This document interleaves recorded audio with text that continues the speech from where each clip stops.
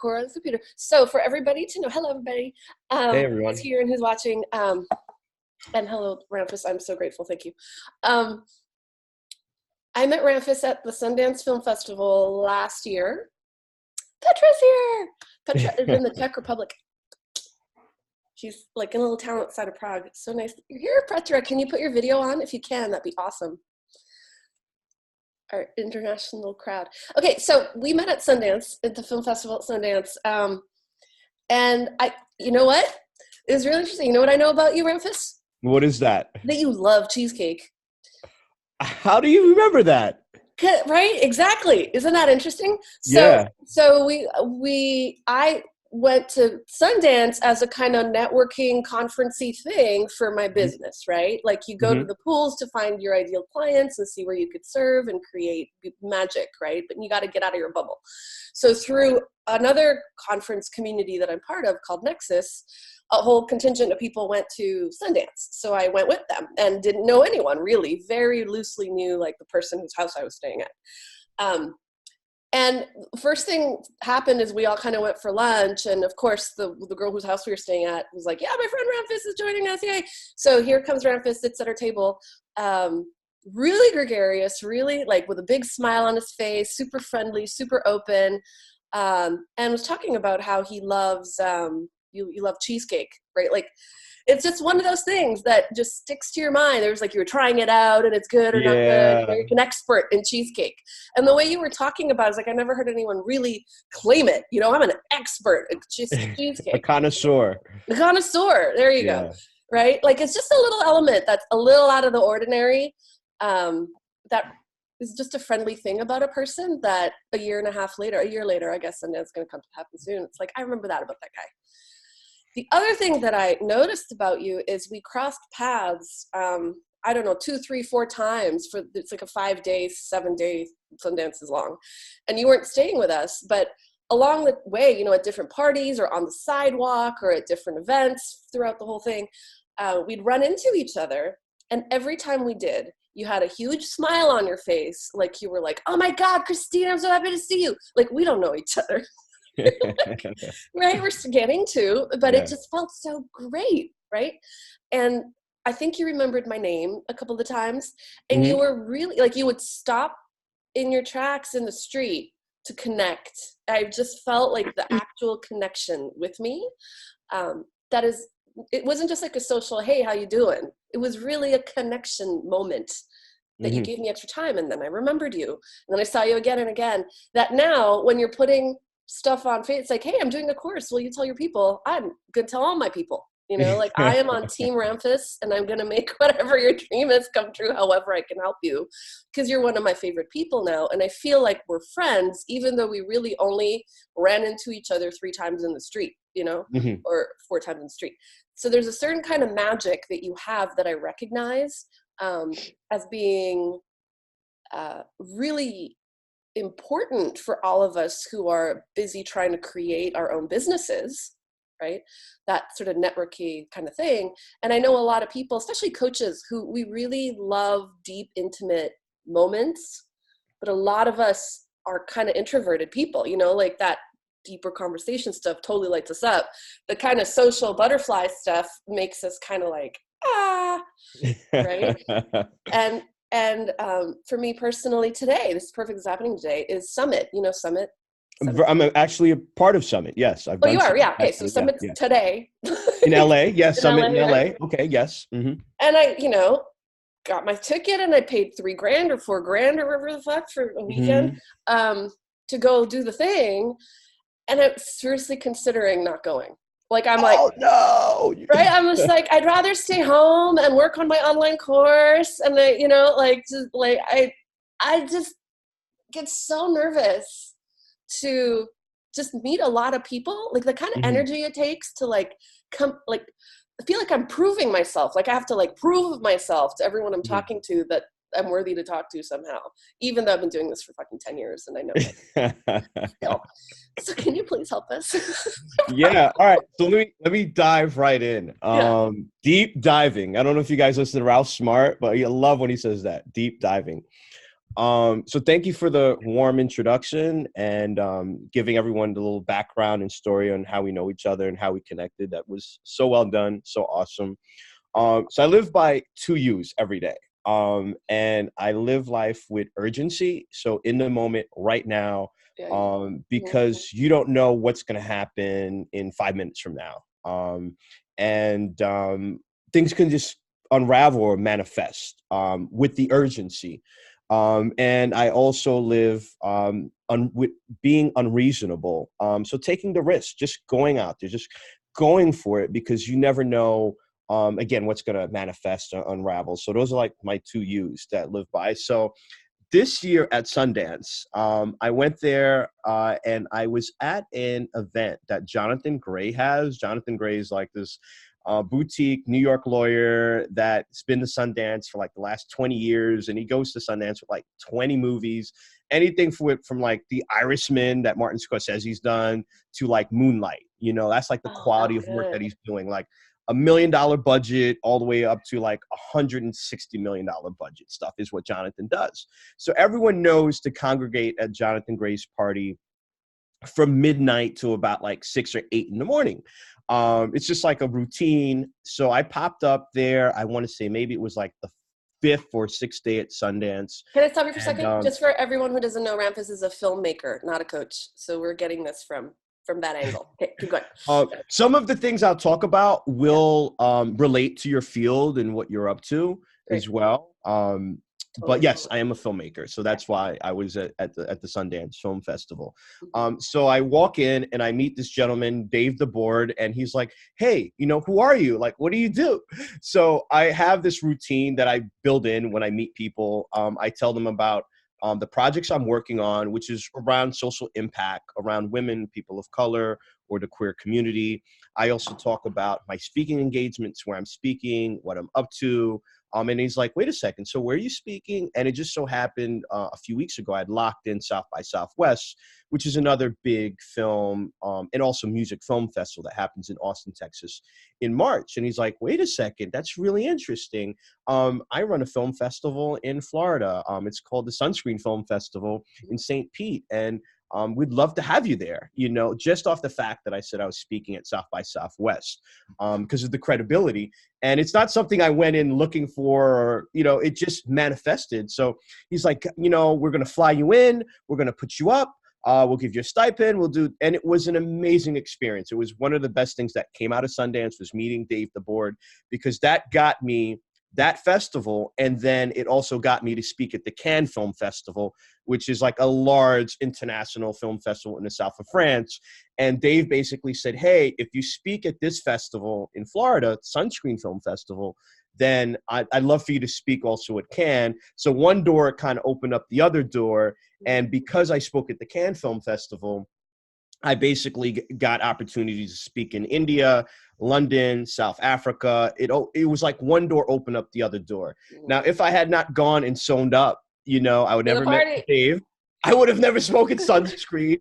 I would have never spoken Cannes. And Cannes is what really gave me, I want to say, I already have the credibility in the film industry, but to have the credibility as a speaker, that gave me like unbelievable heights, Totally. So it was just me being me. Like, I wasn't pretending to be someone else. I just said, hey, this is what I do. And he gravitated towards that. So I kind of like the moral of the story is sewing up is half the battle. Again, being unreasonable, urgency. And I'm not pretending to be someone that I'm not. I'm just sharing with people, and people connect on a human connection. Mm-hmm. So that is the first story I wanted to share. Good one. I Now wrote show up. all of my notes down here. The next story I want to share is about this woman that I met at the Sonoma Film Festival. So 2 years ago, I went to Sonoma and I researched everyone that was going to be there in terms of judges, board members. And there was one person in particular that I really wanted to meet. He's an agent at this place Can called I stop United. you for a sec Yes. before you do that? We were talking a little before about what we would talk about on this call, and you mentioned researching people then, and you just said it again. And I'm actually curious, right? Like, so person X is going to event Y. when you say I researched people, what are the kinds of things like you Google them? What So, are the so I'm kinds of actually things you're I'm looking going for? into that. I was Oh, you leading. are? Okay. I'm very detail oriented, you know. Okay, So, okay, great. so long story short, in terms of research, I looked on the website. Who's going to be there? Do they have the dates of who's going to be there? Look at their bio, their background, and then I Google. And then for film, there's something called IMDb. It's the Internet Movie Database. So I went through an enhanced version of that, which is called Pro. You pay for that, whatever the yearly fee is. And I looked at her clients, what she was up to, and this was in between being at the festival, prepping to do the next movie. So I was staying up till like 3, 4 in the morning and then waking up 7, 8 o'clock in the morning. Not really recommend in terms of sleep, but it was very important so I could maximize my opportunity there. So I had found like this podcast of hers that she had done like 4 years ago. And this is when she just became an agent, and I'm learning about like how she started, where she came from. She's from Australia. And I'm like, wow, this is like such an interesting interview. And I wanted to know what she looked like as well, because I didn't know what she looked like. And a lot of times people can dye their hair or grow their hair longer or cut it shorter. So I looked up multiple pictures. I wasn't able to find much, but I knew what she sounded like at least. So I continued to look for her daily at the festival, and people didn't either know who she was or didn't know when she would be there. And it was literally the last night of the festival. They're wrapping up. There's hundreds of people there. And there's like this canopy that I'm under, and I'm like looking, I'm like, I think that's her. And she catches me looking at her. I'm like, hey, I thought you were such and such. And she's like, I am, who are you? And I introduce myself. Hey, I'm Ramfis Myrthil. I'm a filmmaker. I have a film here. I looked you up. And she's like, what did you look up? She taps her friend. She's like, oh my God, this guy like looked me up. So I'm telling her about the podcast, and she starts laughing. She's like, that podcast was horrible. I did it like 4 years ago. I was so new. I didn't know any better. And before I could finish my sentence, she said, hey, come visit me at United Talent Agency in Beverly Hills. And that was kind of like my intention. So without me asking, she invited me. And from that, we built a relationship where she'll reach out and say, hey, this is what, my clients are looking for. Maybe you can help. Or if I have a project that I want to bring over there, same kind of thing. And just to give you perspective, like she is probably one of 200 agents at the agency, and she runs like the finance department. So she's not easy to get a hold of, not easy to get to, like closed door policy, gatekeepers everywhere. But just like that, I was able to like break down the wall and ice because I was able to build a connection to her. I was vested in her, and I took time to know what she's into, what she's like. I was able to reference things that were important. And it wasn't something that was like, I wasn't trying to like take advantage or anything. This was all genuine things that I would want to know. Because if I'm working with someone, I want to know like what excites them, what makes them tick. And I think that is why she said, hey, you should come out. And there were hundreds of filmmakers there. And I want to say I was the only one that went up to this woman and knew her background. And I didn't see anyone else doing it. To me, it was like a no-brainer. You have to do your due diligence and research on people, because why are they going to give you the time of day if you haven't put time into the work or the craft? Mm-hmm. So that is my agent story. And my notes on that was just being genuinely interested in other people. That's very important. You have to be genuinely interested. If people see that, you're trying to take advantage of them, or there's a, manipulation, they're not going to want to connect with you, So it's just being transparent and authentic and honest and saying what you want, and that's where I was headed. And she beat me to the punch and said, hey, I'd love for you to come to the agency. You were going to ask. The other thing I was going to ask, but she beat me to the punch. The other thing I want to say is make the other person feel important. That's important as well. Like the fact that with me so well, I couldn't believe it. No one has ever done it with me the way that you have. Like being around you, I feel like $1 million. And it goes into the concept of treating people how you want to be treated. Like I would love to be treated like that. So I treat people how I want to be treated, whoever it is. It can be like the guy scrubbing the toilet. You know what I mean? Yeah. It doesn't matter their background, their ethnicity, their religion, their education. I might have been that person, you know, in another lifetime. That's a whole nother story. So I keep that in consideration when I'm speaking to people. You know, I don't judge them, you know, like I treat them how I want to be treated. Can you be more specific on that? Like, are there things you do when you think back? Like, is there something that you do with people when you meet them, when you see them? Like, how do you make them feel? Well, the first thing is that I look at someone in the face, in their eyes, you know, because I feel that if someone can't look me in the face or in the eyes, they're either hiding something or they're not to be trusted. So that's like something so subtle and small, but it's so important and key. So you know, if I could look you in the face, you know, I feel like I'm going to be honest and vice versa. The other thing is like, I like a good handshake, like a good handshake, not like a little soft handshake, like a handshake with a good grip. And it shows like some authority, conviction, that I'm confident in myself. And so that's important to me when I give someone a handshake or vice versa. You know, it shows like character as well. The other thing also is also paying attention. A lot of times we have stories or whatever in our head that's rambling off, but you have to kind of put that on pause and hold when you're speaking to someone and really listen to what they have to say. You know, like the creator, God, whatever you want to call it, Allah, gave you 2 ears and 1 mouth for a reason. So most people hear, but they don't listen. So there was this amazing story about how Abraham Lincoln was going through some crisis, and he reached out to a friend and said, "Oh my God, I need to see you and have a conversation with you." And they sat down for like 3 hours, and Abraham just went on for hours and hours. And at the end of the conversation, he said, "Oh my God, you're such a good friend. You're such a good conversationalist."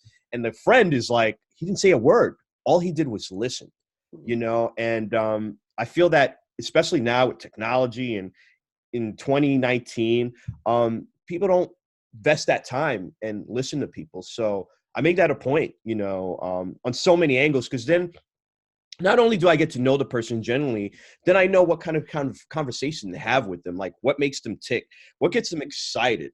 So these are just some like key things I look at. I want to add to that. Something that I noticed that you did with me was, I don't know, the second or third time we ran into each other somewhere, you just said the words, some version of words, like, "You're amazing." Like, you said words about me, like you were like my cheerleader or something, you know, like outright. And I'm like, how does he know I'm amazing? You don't even know who I am, right? But like, you're like telling me I'm like the fucking shit, right? Yeah. Like, but you are, you're dope as fuck, cool. you know? So that's another thing too, is just killing people with kindness, you know? Totally Everyone is beautiful inside and out, you know, it's to the eye of the beholder. And when I meet people, you know, like everyone has some type of aspect that's amazing about them. And I just acknowledge that, you know, like I think I'm an amazing person. I think everyone's amazing. And that's something, it's not, again, like a strategy per se. It's just acknowledging that person, their existence, that they're here, you know, like it takes money, takes time and guts to go up to Sundance, you know, it's a major investment. So anyone I feel that's showing up, you know, that's, you know, that should consider acknowledgement, whether you're going there with a movie or not with a movie or whatever the case is, you know, you're going there for a reason. Because a lot of people will be back home and say, "Oh, I wish I can go," you know, but whatever steps you took is amazing, you know. That's a cool way for one to like really put it in their mind about finding that amazing thing. So you were direct about that, which I've never experienced anyone do, which again made you stand out beyond all the other people I met, etc. Mm-hmm. Also, there's a way that you did it, and I'm glad that you said the thing about authority. There's a way that you, with the handshake, because it didn't come across as sucking up to me. You know, like there's a certain kind of way that you could be really nice and validating to somebody where you're kind of like ultimately putting them on a pedestal. It feels like, and then putting yourself lower somehow, like if you're trying to be ingratiating somehow. Whereas how you came across was very different. It was so open and positive about me, towards me, but you had such a strong presence and center of your own, you know, like you didn't want anything, like it was, you're not proving anything, you're not trying to get anything from me, and like you maintained your authority while you were killing me with kindness. That worked, you know. Anyway, I just want to reflect that back. Thank you for acknowledging that. The last piece of note that I want to share about the that story is that lack of preparation, lack of fear, and lack of follow-up is a major problem that, I see in my business, and that's across the board. So I feel that going to an event or just in general, it's about doing the work. If you're going to be running a business or operation, you have to do the preparation. And there's going to be fear, but the way I always look at it is that if I am in a room and I'm speaking in front of like 5 people or 1,000 people, that same person probably has that same fear, and I look at it as that we're all the same. We all feel the same. What I do is that I prepare, like I practice my speeches, I enrolled in Toastmasters, and, I get constructive criticism to get there. So it's doing the work as well. You can't just show up and let's like wing it. Then yeah, you'll be, you're going to be nervous, So, and then the key also is follow up. I'm going to jump around in my notes, but in my notes, I talk about one of the things I hate is when I strongly dislike, and I feel that a lot of my peers dislike, is when I go to an event and someone's like, oh my God, let me give you my business card.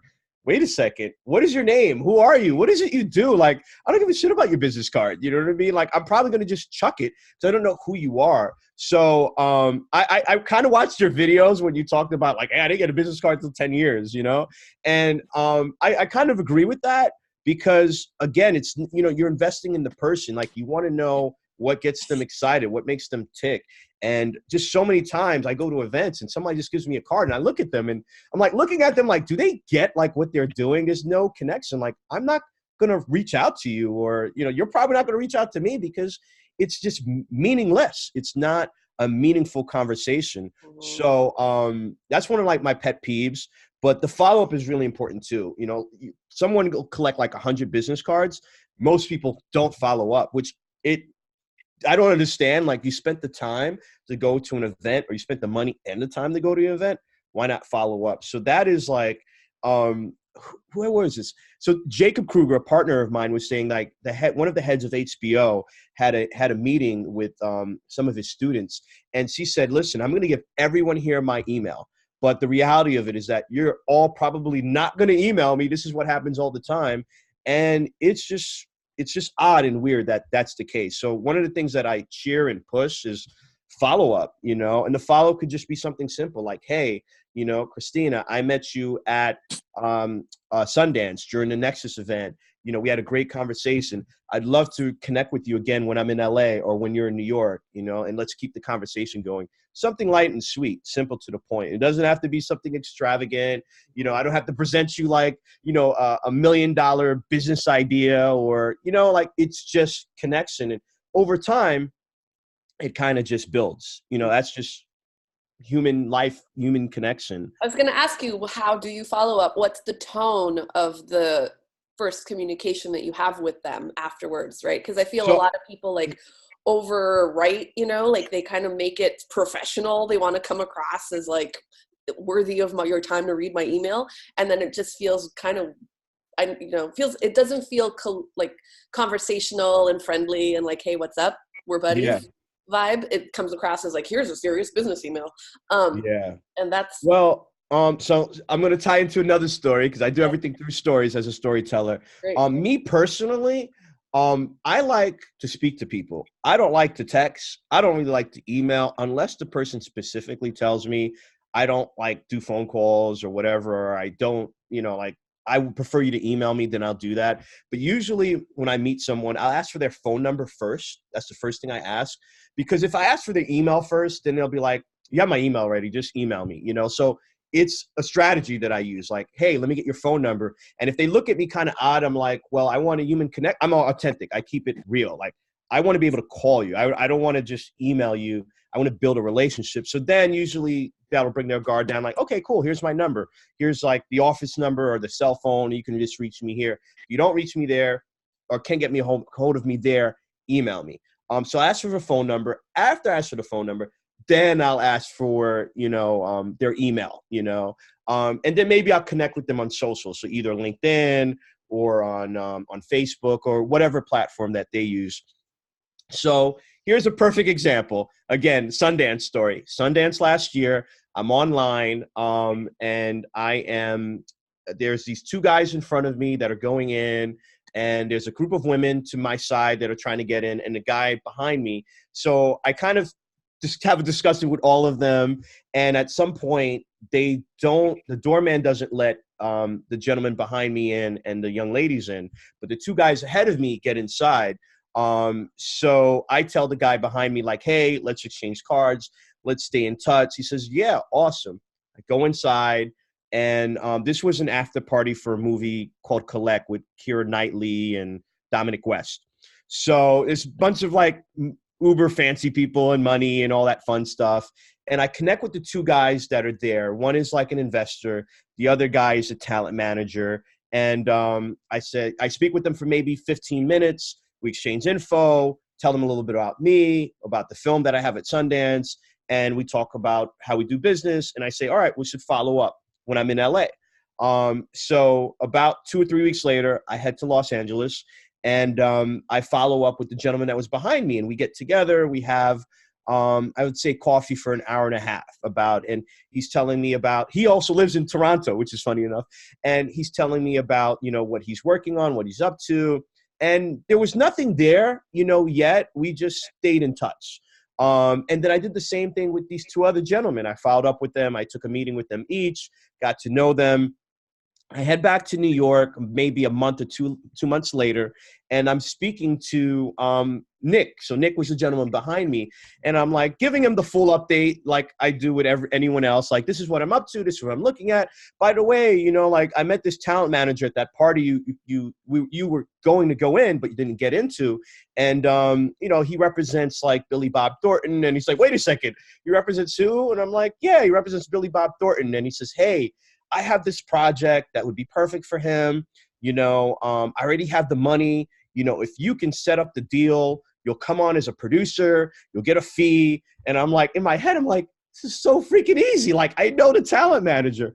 So I'm like, okay, dude, perfect. I get on the phone with this talent manager, tell him exactly what Nick told me. And he's like, all right, send the script over or whatever.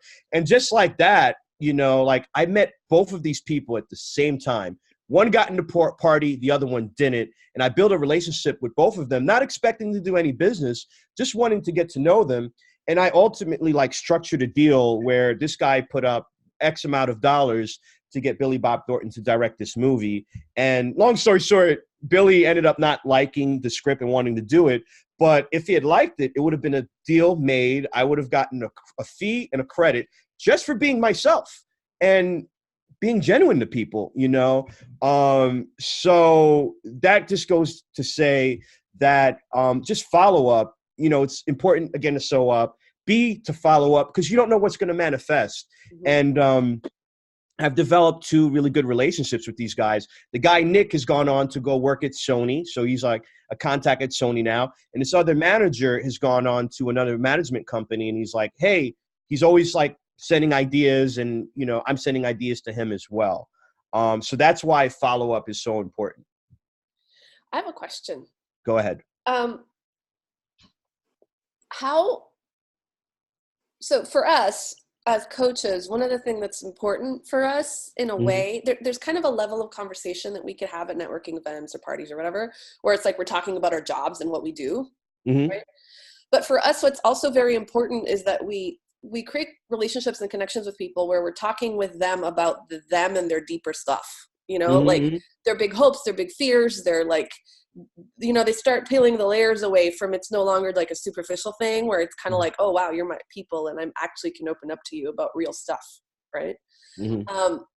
How quickly do you experience that happens? And what are some good ways to get beyond those like really superficial social, like, what do you do and where do you live and how about the weather, I got you. Well, initially when I meet someone, I probably don't go that deep with them because I'm usually at an event with there's a lot of people and I want to talk to as many people as possible. So what I do is I find out if it's in New York, then I find out when they're available and I try to get a date, while we're there, like, hey, we really like each other. Can we get a date on the books now? Look at each other's calendars and we lock something in. To see each other in person. Exactly. To see each other in person. Because ultimately, if you're going to be having that conversation deep, it should be done in person. Like you could do it over the phone, but in person is the best because there's certain nuances you can't pick up over the phone. Body language is 80% of the conversation. So even someone can be saying something, their body can be saying something else, and you have to be able to pick up on that. Look at their facial expression. And, so my initial meeting or, connecting with someone, it's fundamental. Maybe we'll get a little deep. But then when we schedule the date and time, I usually block out a minimum an hour, anywhere from an hour to 2 hours, because it can get really deep. And then I usually give them the floor so they can talk, and again, this is where I use the listening skills. I get to learn about what's really important to them. And then based off how that conversation goes, then I know what direction to go in, like what questions to ask. And I ask questions, not yes or no questions. I ask open-ended questions where they'll give me details. They'll give me like meat on the bones. I don't want it to be like, yeah or no. I want them to say, well, that's a really good question. Well, the reason I got into this business is because, it's from the family legacy, and my mother, was my hero. And now I know, like, okay, well, family's really important to them, and these are things that I chime in my head. Yeah. And then I'm able to go deeper and deeper, and then they open up about their vulnerability. And then I open up about my vulnerability, and that's how you really get to know someone. Like no one is perfect, no one knows everything. Once you're able to have that discussion, things kind of open up, and there's a trust level that's you're able to build with that person. Totally. Awesome. Yeah. I'm gonna look at my notes here. I'm thinking, what should I tell you next? So good. There's so many stories, but I think I'm gonna go into things that are important. So one of the things that I do that's really important strategy-wise is I get brand ambassadors. So when I say brand ambassadors, that means that, so let's say I'm going to an Oscar party, for example, and I can invite, X amount of friends. I'm going to invite my friends that are going to get the best out of it. And that will really appreciate it. And what I do is I invite them to the party, and I don't tell them to say anything. But what ends up happening is that because I got them into an event that they don't have access to, or, I gave them an opportunity, by default, people are going to ask, how are you here? Well, my friend Ramfis invited me, and Ramfis does this, and this, and that, because you had mentioned a thing about creating intimacy, around like where I go. So anytime I attend an event or a party or screening or whatever, I invite other people that can benefit from it. And what ends up happening is that people ask them like why are they here? And how did they get here? And they have to say, hey, well, they don't have to, but they'll say, Ramfis invited me. And, wait, who's that? Oh, it's, that's him over there. And what it does is that it builds like buzz. And then people will come and say, hey, I heard that you invited such and such. They were awesome or amazing. Like, can you tell me more about yourself? And, so what I do is that I help my community.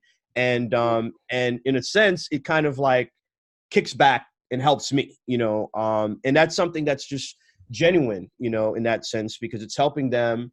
And then they're appreciative of what I've been able to do, and it comes back. I believe in the philosophy, you have to give more, and then you end up receiving. You have to give to get. That's like a universal law. That's a law, not a written law, but it's like a spiritual law. So that's something that I practice. And even if I can't make an event, I'll send people out and say, hey, I can't make this event, I can't make this screening, but you should meet with such and such, and this is something that I do on a daily basis, and I don't ask for anything in return. I just know somehow, some way, like it's going to come back to me for being kind and good to people. Like talking to us right now, because you're not a coach. I'm definitely not a coach. Well, I'm a different type of coach. But yeah, the other thing I want to say is get people to vouch for you. That opens up a ton of doors, because it's important to be your own cheerleader and brag and say this is what you're up to. But when people that have credibility, Mhm. vouch for you, you know, um, things just blow up into a whole nother level. Like like it takes you to another level, and opportunities open up. And all right, so how do you kind of do that? Um, Again, it's building genuine relationships with people. And then once they like you, you have to be likable. That's very important just in life, especially in doing business. And when I say be likable, I'm not saying to please or kiss ass, but you have to be kind. You can't be an asshole or be a dick or be rude or cut people off. You have to just be, treat people how you want to be treated and show up for people. And then they're like, you know what? I want to help this person. Like the one thing that I'm known for across the board is in being impeccable to my word. If I say something, I own up to it, no matter what, whether I'm right or wrong, so I'm trusted in that regard. And I could be counted on. So people know, like, all right, well, if Ramfis is involved, it's going to get done. And if it can't get done, I'll let people know in advance, like, you know what, gave my word to do this. Unfortunately, I cannot, do this, but this is what I'll do. It's not like I'll just drop the ball and just deuces. I'll have an action plan. Well, this person will replace it, or I'll do it at this time, or I'll breaking up in this. I take full accountability for that. And by having accountability, people know, like, this is someone that can be trusted. I'm going to vouch for that. So doing this has gotten me, in the doors of places that I wouldn't have imagined to be able to get in front of, Mhm. and build relationships with people that, that are not maybe in my wheelhouse or maybe not even in my industry, but there's something about, just being 150%, with people. And I hate to say it, a lot of people are not like that. They don't, they will either disappear or their communication won't be that great. The communication is really key. And just the Give, accountability, give us an example of not so great communication.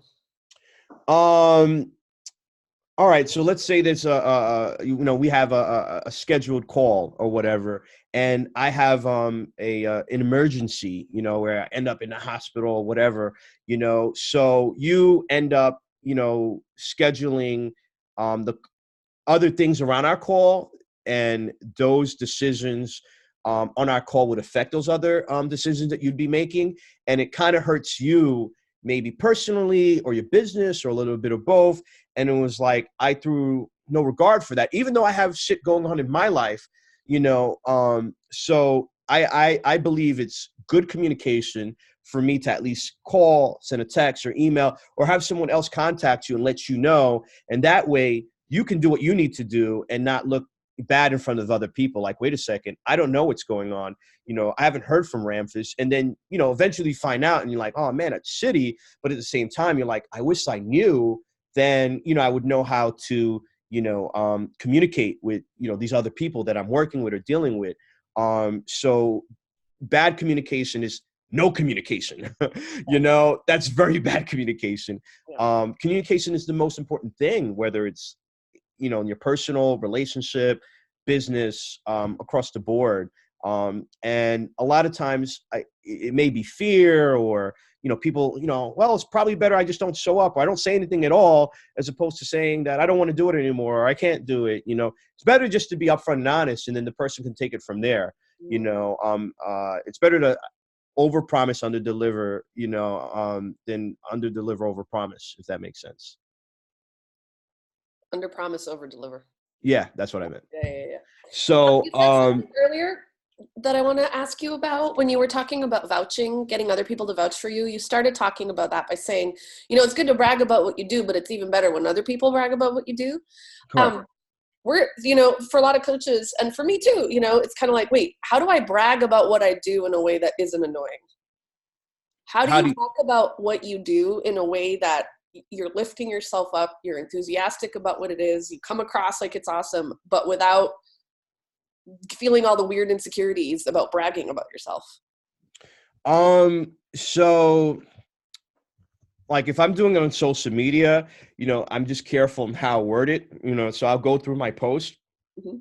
And if there's a lot of I's in it, I take it like that's probably not a good thing. Like I did this, I did that. So I try to take all the I's out and I substitute the words like my team or we did this and Uh-huh. this is how it's going. And it was recognized by this organization or this company or these individuals, what I do is that I complement it with other people as well. Mhm. And at the end of the day, it's important to give other people credit too. So if I take all the credit, I mean, I'm either going to come off as like obnoxious or like, even let's say everything is true, like I have an ego, and that can make people not want to connect with you or disconnect with you or like, this guy's just into himself. So I acknowledge other people on my team and who I'm working with, how they've helped. What if we don't have any? We're all solopreneurs. If It you don't does have really, anyone and yeah. you're basically, well, I feel that you can still do the post and put that information on there, Mhm. not keep, just take all the eyes out. And then in terms of like in person, if you show up at an event, I think it's sharing, maybe testimonials, like I had such and such. You don't have to say their name, or maybe you can say their name. Mhm. Or even if you do that online or on your website, because then there's a reference point, I think it's always good to have a reference point because it is good and important to say, hey, I'm great and dope as shit. But what people are going to ask is like, how can I verify that? You want to give a way how they can verify that. Because that's what I do when I'm working with someone. Like, how can I make sure that this person's completely honest, that they're not lying to me, they're not going to cheat me, they're not going to beat me in the head.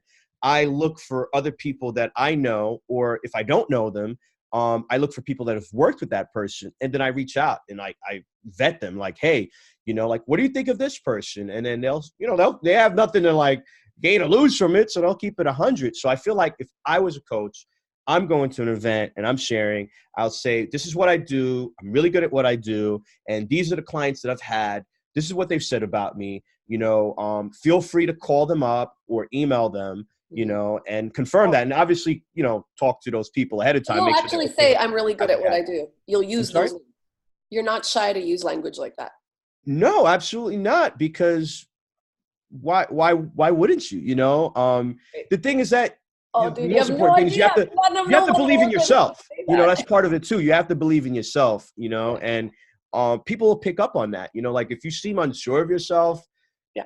why am I going to work with someone that's not unsure of themselves? So that's Right. probably self-work too. Like I do a lot of investing in myself to be Uh-huh. the best person that I can be, whether it's speaking or practicing, exercises, however I can to make myself be the best that I can be, Mhm. whether it's working with like my energy healer or whomever, that's just, so I'll give you another story. Yeah. So my sister, I have a friend that speaks to angels, and my sister had met her, and she was going through a really dark time. And I was out of the country, and my sister said, "Hey, is there someone I can connect with? How about your friend that speaks to angels?" I gave her the information. She reached out to this friend. His friend said, "I cannot do it. I don't have that kind of power.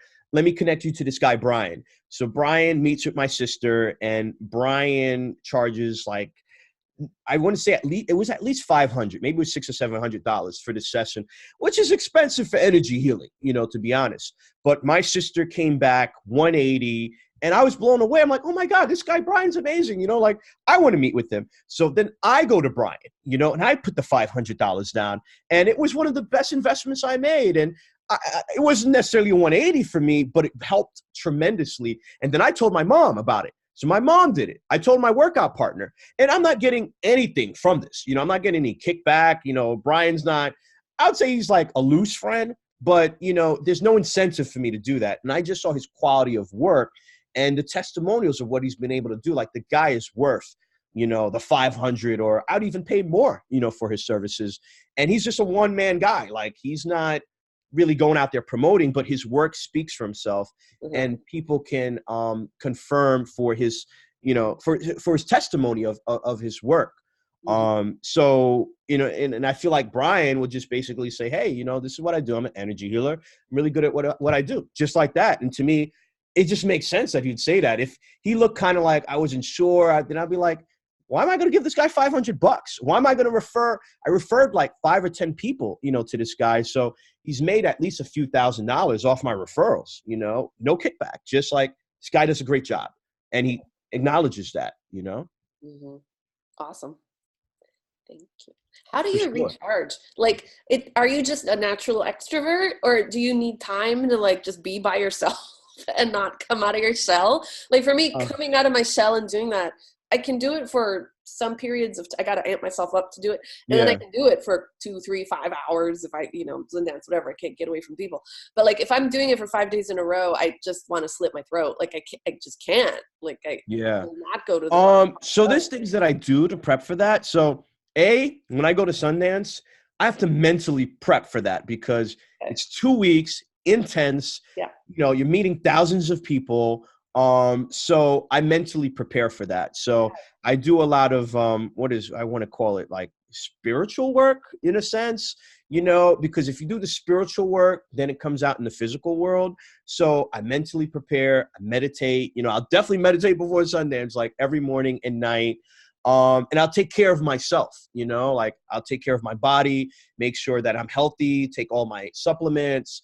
And then what I do, I have a regiment when I'm at Sundance. Like I know that by 1 o'clock, I'm going to end the night. I'm not going to go to 4 or 5 in the morning because I need some sleep to Yeah. recharge so I don't get sick. I don't actually drink alcohol, so because I feel that it affects your health, and B, I'm not going to be 100%, and I need to be on my A game all day long. So making sure I get some proper rest. I'm not drinking alcohol. I'm eating like clean food, and doing all the energy work, and then if I'm not at Sundance or whatever, my typical life, I do some type of workout regimen, whether it's like jump roping, calisthenics, being in the gym, because, you deal with a lot of personalities and egos and stress. And that's the best way for me to release it, to get like my creativity back, my good energy back.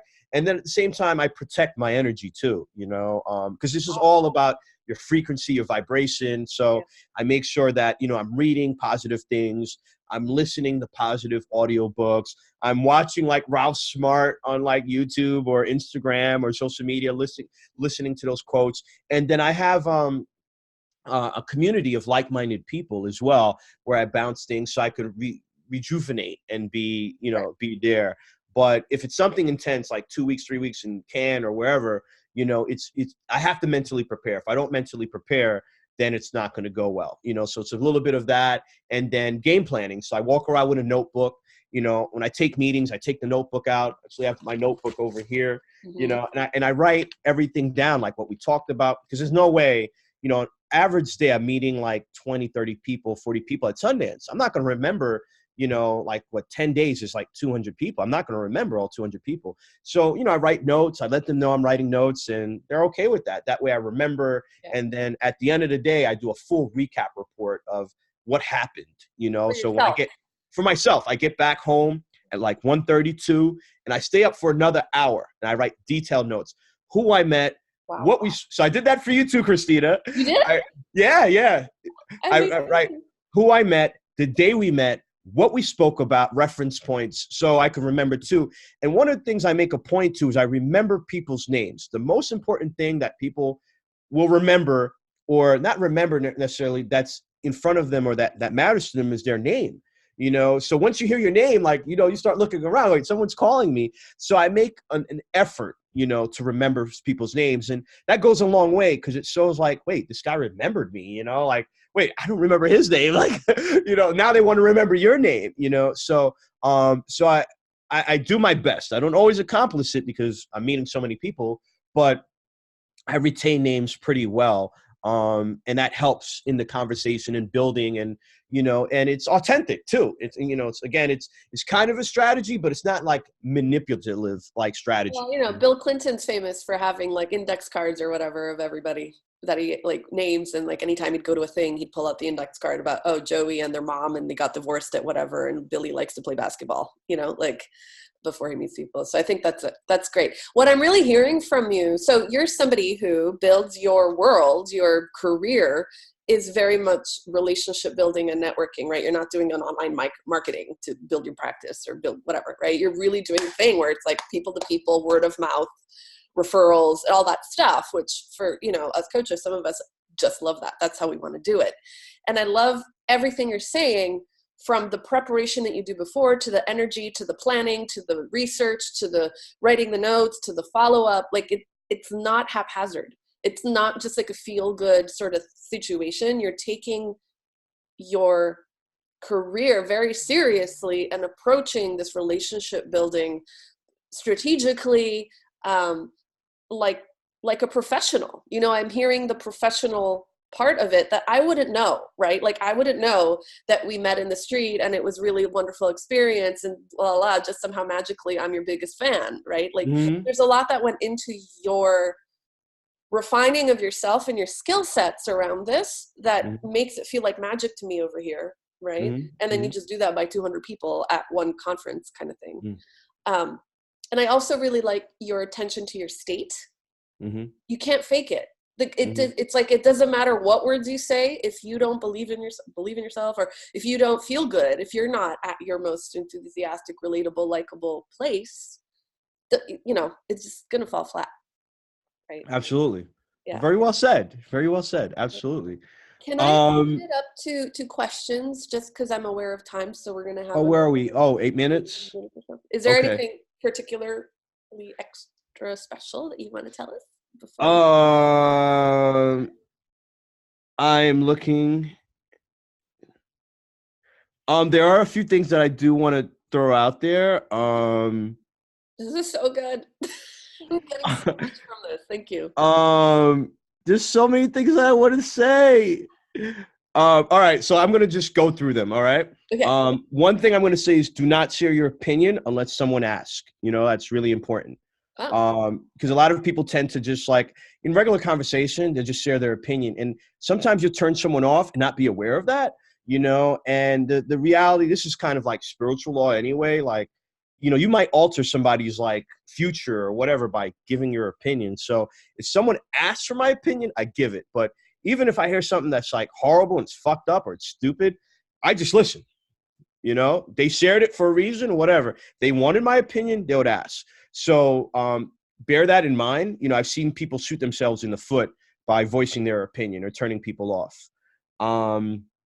And then get the other person's point of view and see things from their angle. You know, it's important to understand that even though, you know, whether I'm Republican, Democrat, whatever, I may not agree with certain things, but I don't say someone's wrong. I hear what they're saying and I try to understand why they think that way. You know, everyone is entitled to their own opinion, you know, and I think it makes sense to understand where they're coming from. And that ultimately affects your business. You know, if you're like, you know, against this or that, you know, people talk, word gets around, you know, so it's better not to just, you know, like, it's better not to share your opinion, and it's better to get their perspective and their angle, how they see things in life. Take care of your energy, which I talked about. Take care of yourself. I do affirmations as well. Affirmations are key and helpful. Doing less is doing more. I don't know if that makes sense. I read an article about that and it makes so much sense. So meaning, like, I'm not going to plow through 100 phone calls to get to the goal. What I'm going to do is throw out my manifestation, say this is what I want to get done, and then I'll still do the work. Don't get me wrong. I'm not going to sleep on my couch, but I'm just going to show up. And then because I threw out that manifestation or that energy out there, there'll be opportunities that'll come up. I can't describe it, you know, like, it's kind of magical. It's kind of like a miracle. The shit really works, you know, but the fact that you throw it out there, somehow, some way, opportunities will come up. And then it's up to you if you take the opportunity or not. You know, it's kind of like the one guy was like, oh my God, there's a hurricane and there's water everywhere. And, you know, there's a helicopter that came by. There was a plane that came by, a boat that came by. Wait, God didn't save me. You know, like, hey, he sent you a helicopter, a plane, and a freaking boat. You know, like you have to take the opportunity. So, you know, it's not always about the necessarily the quantity, you know, per se. Throw out what you want to get done and be open. You know, you have to be open. I believe, and that ties into also following omens. You know, I believe in omens. I think things are meant to happen and doors are supposed to open. But that's you believing in yourself, your self-confidence, your energy, and meditating and throwing out these affirmations. Smile, you know, because when you smile, it's contagious. Other people smile. It's very important. Get in the habit of smiling.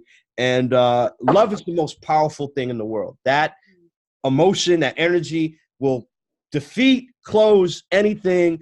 If you come from a place with love, you know, you're not going to lose. That's something that I've learned, you know, like just have to have love, you know, and people will feel that and see that.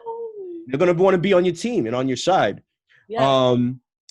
And then never show people that you're not interested in what they have to say. So a lot of times people will repeat stories that they've already told me. I know several people that do it to me all the time.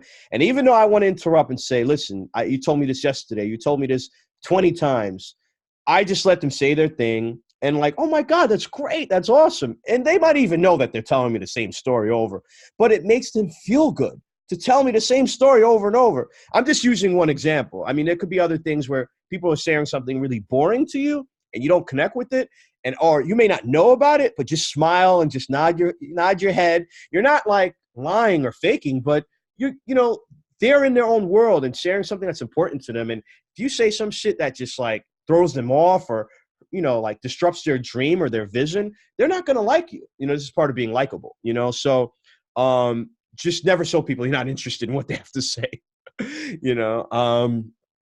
And then train your mind to be stronger than your emotions, you know?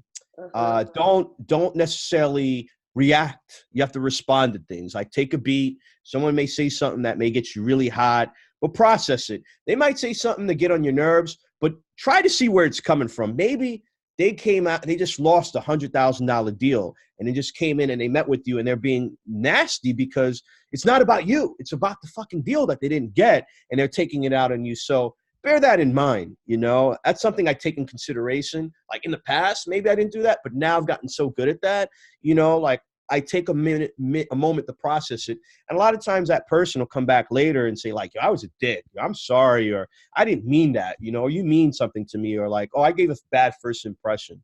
So bear that in mind when you're going out. Always do your best.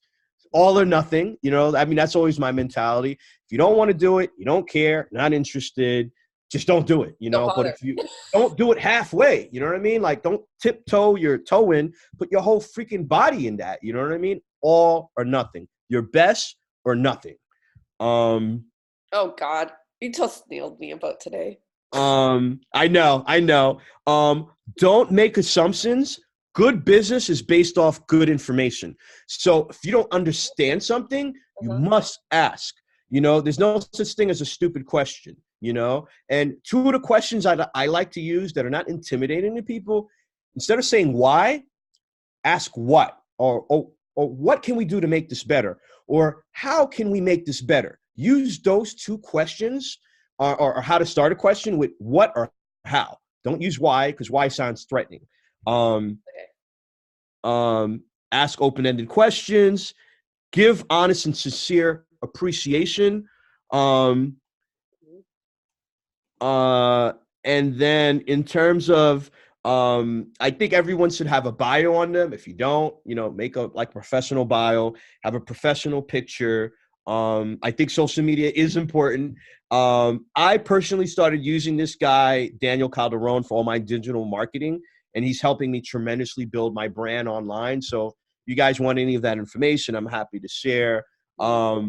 And what I'm going to do is I'm going to give a giveaway. If anyone's in New York, I actually help run The Science of Human Optimization.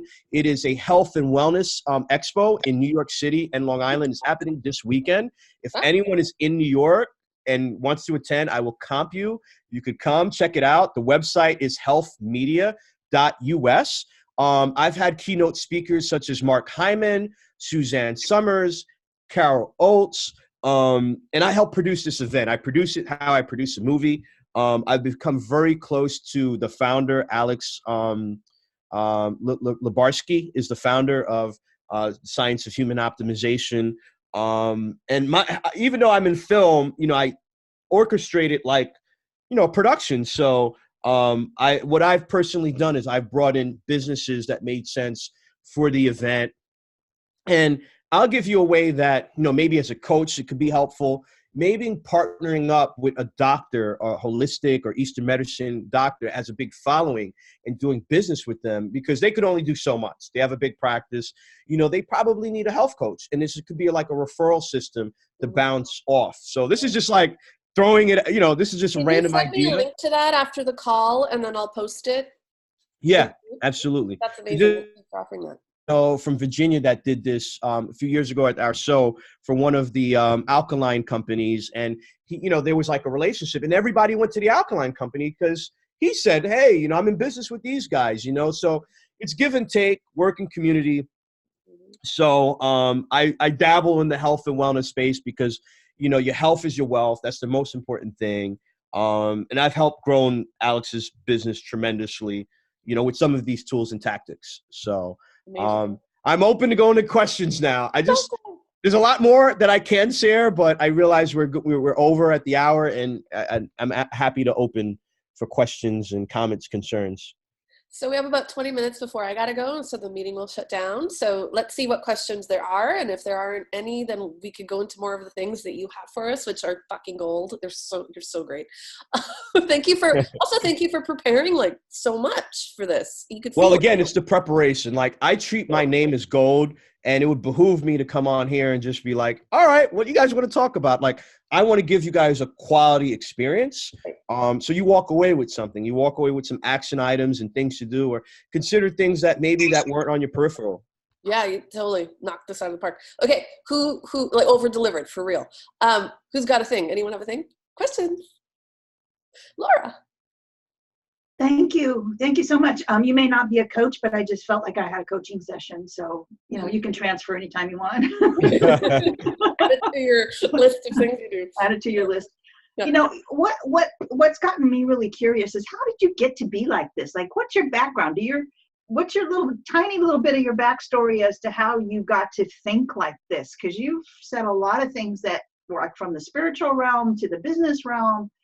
Do you have a mentor? Is this a lifetime thing? Was it your dad? How did you get like this?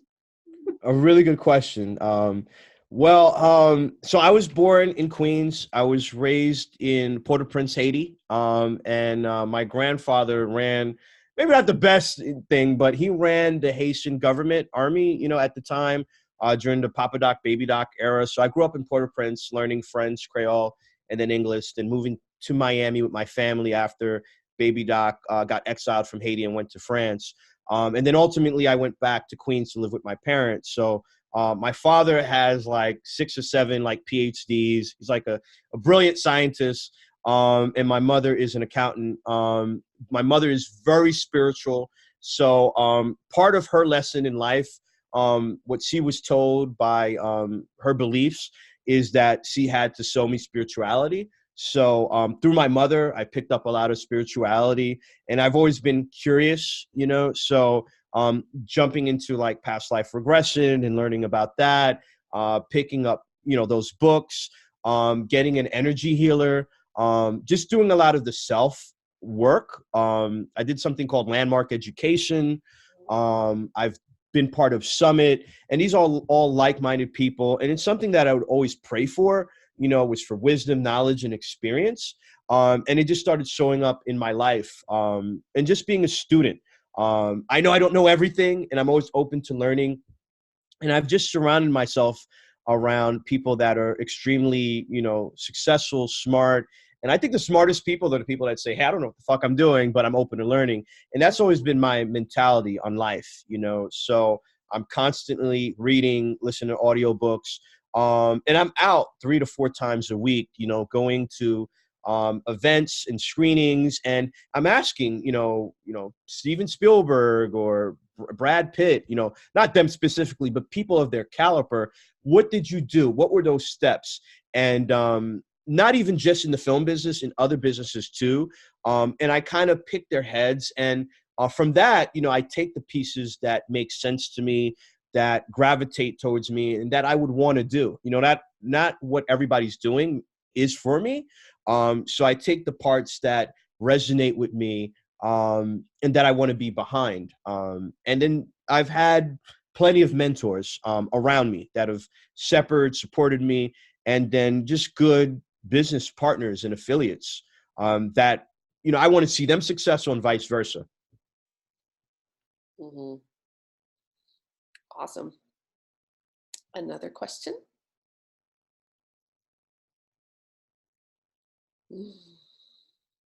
Yes. No.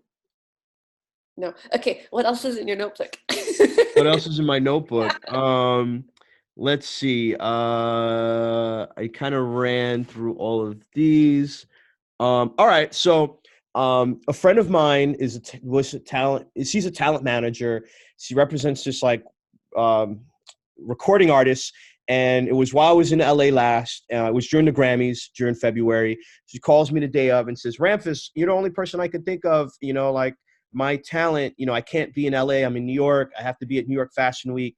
Can you, you know, like help her out and go to the Grammy parties with her? And I'm like, I don't really know music that well, but she's like, hey, you know how to work a room, you know how to talk to people. So on the wing, you know, I basically took her client and, you know, I had the address of everywhere I had to show up, and I didn't know who I had to approach. So usually when I go into a room, I watch the room. I get a sense of the room, gets the dynamic of the room. Who's saying what, who's in charge, you know, who are people gravitating to? And that's, you know, because if there's a room of like hundreds of people, thousands of people, I can't work the entire room, even if I go with my whole crew and have them talk to people. So I just get a sense of it. And what I do is that I eavesdrop in people's conversations. So I'll be drinking. I don't drink alcohol. I'll have a glass of seltzer water with lemon and lime, and I'll be drinking, and I'll listen to people talk. You know, they don't know. I'm like kind of like listening, eavesdropping, and I'm looking lost and confused. Sometimes I play dumb. You know, that's a strategy that I've learned, you know, depending on who I'm talking to, because some people are not necessarily, I want to say, for your good, if that makes sense. And they may take you as a threat. So sometimes I'll just go under the cover and just like play completely stupid. So what I did in this case was that, you know, I kind of watched the room, looked at who was talking, and then I went to the organizers and I said, hey, listen, I was completely 100%. I'm a filmmaker. I don't know anything going on. I'm with this amazing recording artist. I'm helping her manager. Who is what, who's doing this? And the young lady said, all right, that person, this person, that person. And then I went to these people. And then I told them exactly the same thing. And I said, oh, this is so kind of you. They still thought I was a talent manager, whatever. But I got their cards. And then I did that all night long. And we met like, you know, like the people that were, you know, doing deals with like Lady Gaga and like, you know, you name it, you know, the la creme, you know. And it's not something where I had to know the business. I just had to know how to work the room, how to speak to people, how to show up, shake, you know, their hand, look in their eyes, be authentic. And they're like, this guy's no threat to me. It's not like I'm asking them for money. I'm not asking them for a record deal. I'm just like, hey, I'm just a friend of a friend that's helping her, and you guys should get to know each other. You know, so I think like if you're going to an event and you're trying to figure out like, wait, there's so many people in the room, it's kind of studying the room and getting a feel for it. And it takes time, you know, like the first time you go out, you're not going to get it. But as you go out more and more, what I've always noticed is that the person that's like the loudest, like, oh, I'm doing this and that, is the person I probably don't want to talk to. It's the person that's kind of quiet, that's reserved, that has nothing to prove, that are people consistently going up to, shaking their hand, or whatever. And then if I hear the name, I'll kind of like go on my phone and I'll Google them and I'll do like a little research, and I go up to them like, hey, oh my God, like I know you started a record label then, blah, blah, blah. You know, your wife is such and such, and that's cool. And they're like, oh shit, how do you know all this shit? Like, hey, you know, I just took the time to get to know who you are. And they're like, hey man, you know, like I did that one time at an event and I got to know this guy. I did the research ahead of time. I knew the guy's like kids, his wife, you know, the stuff, all the awards he won. And he's like, Ramfis, you're the only person that said all this stuff. You're the only person that's getting my business card tonight. And he hands over the business card. Follow up with me. Let's have a meeting, you know? So that's part of the preparation. And then— And you're doing it on the spot. Like you figure it, like you don't even need to do it before. But if you don't have it before. Yeah, if you don't have it, you know, as long as you have like a phone that has internet, you know, and get a feel for it, you know, do your research, because that's important, you know, like I've just seen so many people. I know this guy specifically. I was at the Cannes Film Festival and this guy was there, and this guy is like Steven Spielberg of India, you know, and the guy was like, oh my God, you know, you don't look like your picture. You're fucking old. And I just wanted to I wanted to melt. I wanted to disappear. It wasn't even me, but I felt so ashamed for this guy. Like, how do you say this to this guy? This, you know, and at that point, he killed all his chances of whatever he was going to do with this guy. Because even though the guy was nice, he was like, yeah, you know, well, it was an old picture. He was probably embarrassed. You're embarrassed to freaking mogul, you know? So, you know, common sense, I guess, is not that common, but do the best to have common sense. Like, be polite. Don't do negging. You know, don't say something bad about somebody's appearance. You know, if they're, you know, if they have a broken leg or whatever. Oh, you have a broken foot. You know, how'd you break your? They don't want to talk about that. So things like that, you know, just be aware of, be mindful of people's feelings. So that was one. Oh, and another thing that I've done. So I went to WCBS. So this amazing publicist friend of mine invited me and said, hey, just show up. So I go to the event and then everyone's, you know, speaking in the front on a panel. And at some point, what they say is like, all right, does anybody have questions? So I make sure I have a meaningful question. So I get up, I introduce myself. I'm in the front row. I say, my name is Ramfis Myrthil. I am a filmmaker. I have a question about yada, yada, yada. And it was a good question. So then at that point, everybody in the audience knows my name. They know what I do. And they realize I asked a good question. So at the end, what happens? People come up to me, even though I'm not on the panel, people come up to, hey, I heard you're a filmmaker. You know, I have a project I want to talk to you about. Or, hey, you know, I'm looking to invest in projects. So I kind of did like reverse psychology. So a lot of times when I go to these screenings or talks, I make sure I have a question so people know, because I go there with an intention, and then people know like, all right, well, I was looking for this. We have the same thing that we're looking to do, you know? So it may be a little nerve-wracking, but again, like the way I look at it is that everyone there is the same reason. They're nervous probably too.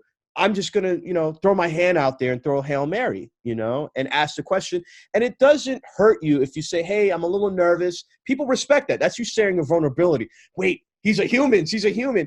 I'm a little nervous to ask this question, but I want to ask anyway. Oh, please ask. Don't be nervous. Okay. Well, this is my question. So that's another thing. If you feel nervous or you feel you're going to stutter or your voice is going to shake, say that in the beginning. You know, they'll respect you for that. You'll be surprised. Nikki, you had a question? Yeah, but unsurprisingly, I think, Grampus, you kind of answered that just at the tail end there. My question was, if you ever walk into a situation where you're intimidated or you're expecting to be intimidated, despite all the prep work, despite your good intention walking into that room, and when you do feel that way, what is it that you do? Do you have a routine? Do you have a ritual?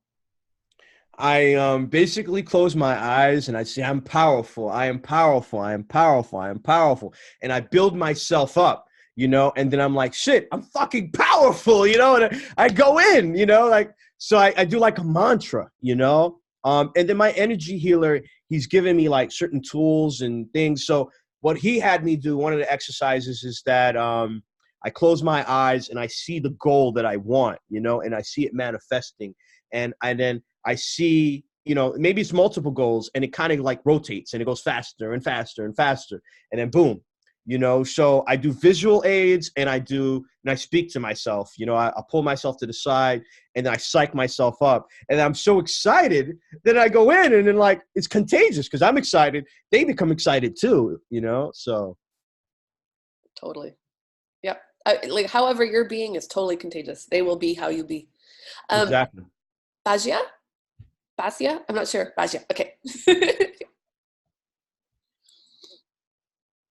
I'm nervous, but I'm gonna ask the question. Love it. Love it. Thank you so much for all this, Ramfis. I joined the party a little bit late, so you might have mentioned it before, but I'll ask anyway. And I loved what you said about work in the room when you don't actually know anyone. What I wanted to ask is, what about if you go to an event or like a meeting or event, I suppose, where most people know each other and you're actually quite new and you don't know anyone? Because I would love to start networking. I don't do it. I'm so nervous about it because I'm an introvert and I love talking to people one-on-one. But I live in Glasgow in Scotland, which is not a huge city, and usually entrepreneurs or coaches, whatever, they know each other. So there are usually groups in these events. And I always feel so nervous, like how to actually start conversations when people are in groups. I love, like, if someone is standing on their own, I'm happy to come up and introduce myself and talk to them. What about if there's like just in a group, right? So what I say is that, you know, the best way to get a connection right away is to breaking the ice down. So let's say there's a group of people and they're all like talking or whatever, and they're eating shrimp cocktail. You know, you could come over and be like, oh my God, that's my favorite. Where'd you guys get it? You know, like something like that, you know, and you break the ice right away because they're not, you know, they're not concentrating or staring at you. They're like, wait, you can get it over there or whatever. And then you can run and get it and then join back like, oh my God, it's good. By the way, my name is Basia. You know, what's your name? And then like everybody goes around. And then usually what'll happen is that out of that group, there'll be one or two people you'll bond to more. And you can just be, you know, have the one-on-one with them or the two-on-one and say, hey, this is what I do. Can you tell me about the other people here too? And then they'll give you background like, oh, this guy's a plumber, or this guy's a construction worker, or this woman is a politician. And now you know everyone in the circle. And then now you know how to approach them and what to say, kind of a thing. So that's usually what I do. I ask the person like, hey, like, you know all the people here. Can you give me a little bit of background or perspective? And they're happy to do it because they're there because they want to talk. And you know, and they feel, you know, I feel like they feel good about it because like they're an expert at that. Like, wait, I know this person and I can tell you about this, or this. And they might give you a little bit too much information sometimes, but that would be a great way. It's like, find something in common, or if there's not cocktail or whatever they're drinking, like, hey, where'd you guys, even if you know where it is, play dumb. You know, this is where playing dumb comes into effect. Like, hey, you know, like, where can I get the drink or whatever? Like, oh, the bartender, he's coming right back. And like, oh, okay.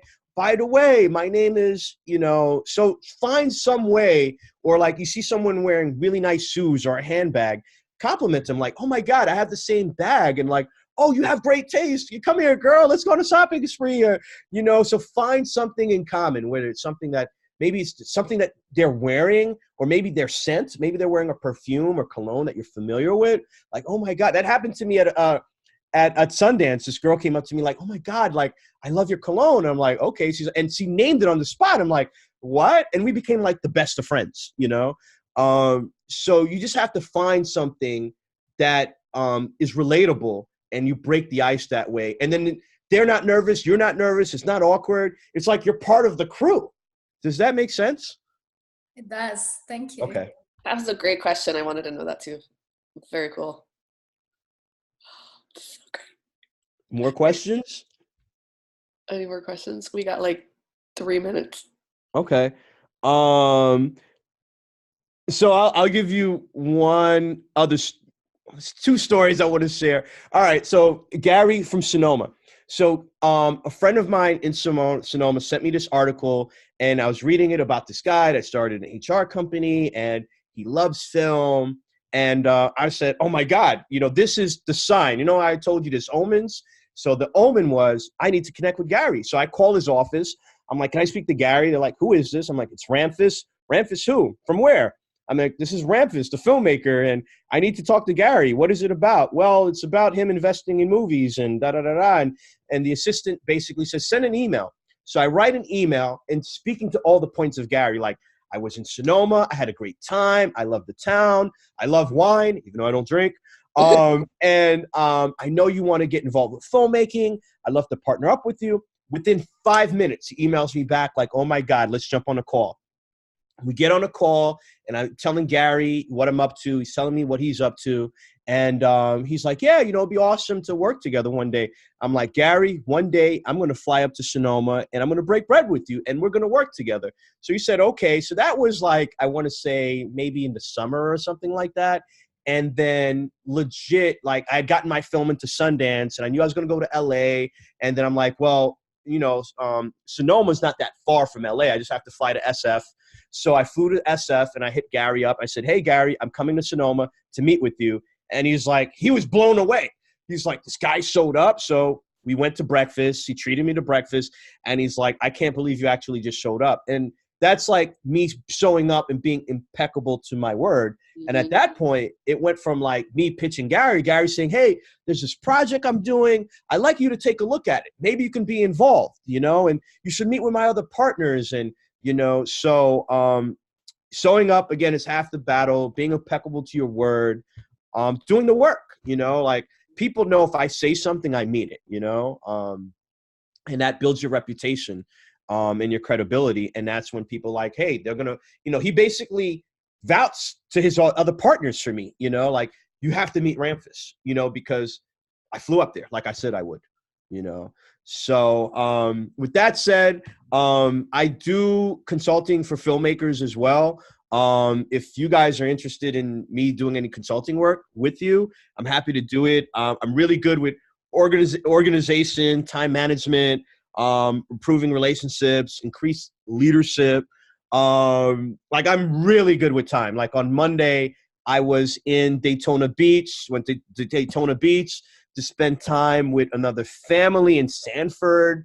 And from Sanford, I went to Orlando, dropped off the car, flew to New York, and went to a red carpet, all in one day, So I'm good with like organizing, priority, and manifesting things. So I also would like to say that I think you're good at coaching, like in the same way that Laura just said. Whatever just happened on this call was so valuable, besides your energy being infectious and the fact that you have the background and the energy and the personal development stuff.